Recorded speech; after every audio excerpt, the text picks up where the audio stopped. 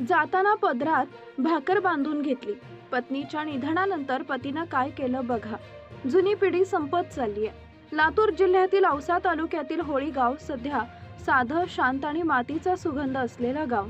या गावात राहत होते सदाशिव जाधव आणि त्यांची पत्नी सरस्वती जाधव. दोघांचं आयुष्य म्हणजे संघर्ष, कष्ट आणि एकमेकांवरील अथांग प्रेम याची जिवंत कहाणी होती. गावात सगळे त्यांना आदरानं ओळखत होते. वयाची 90 ओलांडल्यानंतरही सरस्वतीबाई घरातल्या कामात व्यस्त असायच्या, तर 100 वर्ष ओलांडल्यानंतरही सदाशिव जाधव काठीच्या आधारानं गावभर फिरत दिसायचे. दोघांचं आयुष्य साधं होतं, पण त्या साधेपणातच एक अनोखी श्रीमंती होती, प्रेमाची श्रीमंती. दोघांचं नातं इतकं घट्ट होतं की गावातले लोक म्हणायचे, हे दोघे एकमेकांशिवाय राहूच शकत नाहीत. अनेकांनी त्यांना वर्षानुवर्ष एकत्र पाहिलं होतं. एकमेकांची काळजी घेणं, एकमेकांवर प्रेम करणं आणि शेवटपर्यंत सोबत राहण्याची त्यांची इच्छा होती. सकाळचा दिवस नेहमीप्रमाणे सुरू झाला होता. गावात शांत वातावरण होतं, पण त्या दिवशी अचानक एक बातमी वाऱ्यासारखी पसरली. सरस्वती जाधव यांची प्रकृती अचानक खालावली होती. घरातील लोक धावपळ करू लागले. वातावरणात चिंतेची छाया पसरली. दुपारचे साधारण 2:27 झाले असतील आणि सरस्वती जाधव यांनी अखेरचा श्वास घेतला. घरात एकच हंबरडा फोडला गेला. मुलं, नातवंड, सुना सगळे रडू लागले. गावात बातमी पसरली. सगळीकडे हळहळ व्यक्त होऊ लागले.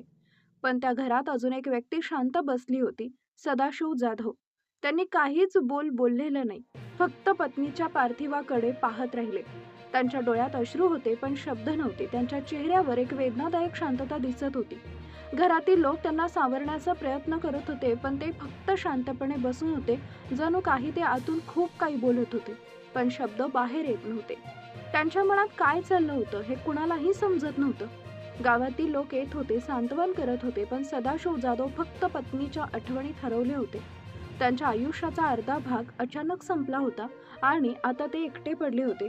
सायंकाळ जवळ येत होती. घरात अजूनही दुःखाचं वातावरण होतं, पण अचानक सदाशिव जाधव यांनी उठण्याचा प्रयत्न केला. त्यांनी हळूहळू उभं राहून घरात नजर फिरवली. सगळ्यांच्या नजरा शांतपणे त्यांच्याकडे वळल्या. शांतपणे ते बसले. काही क्षण ते काहीच बोलले नाहीत. मग त्यांनी हलक्या आवाजात काही शब्द उच्चारले.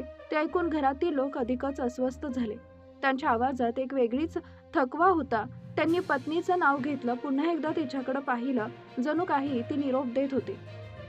त्यांच्या डोळ्यातून अश्रू वाहत होते, पण त्यांनी आवाज केला नाही. घरातील लोकांना जाणवत होतं काहीतरी वेगळं घडतंय, पण ते कुणालाच समजत नव्हतं. वातावरणात एक विचित्र शांतता पसरली होती. सदाशिव जाधव यांनी आयुष्यभर कष्ट केले होते. शेवटपर्यंत ते पायी प्रवास करत होते. खांद्यावर घोंगडी, हातात काठी आणि पदरात भाकर हीच त्यांची ओळख होती. साधेपणातलं आयुष्य त्यांनी जगलं होतं. मुलींच्या गावी जाताना ते कायम पदरात भाकर बांधून घ्यायचे. बाहेरचं खाणं त्यांनी आयुष्यभर टाळलं. व्यसनापासून दूर राहून त्यांनी शिस्तबद्ध आयुष्य जगलं.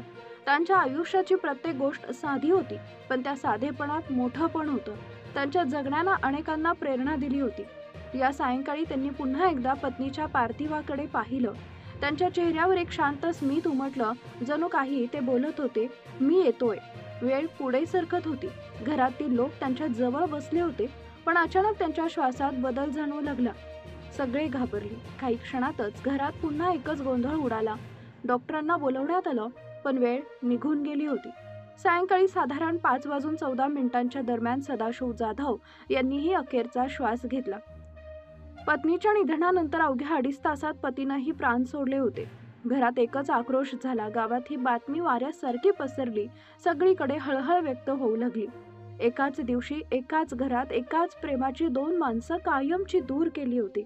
ज्यांनी आयुष्यभर एकमेकांना साथ दिली, त्यांनी शेवटच्या प्रवासालाही एकमेकांना साथच निवडली होती. जुन्या पिढी खरंच संपत चालली आहे आणि मागे राहते ती फक्त आठवण आणि डोळ्यात पाणी आणणारी एक हृदयस्पर्शी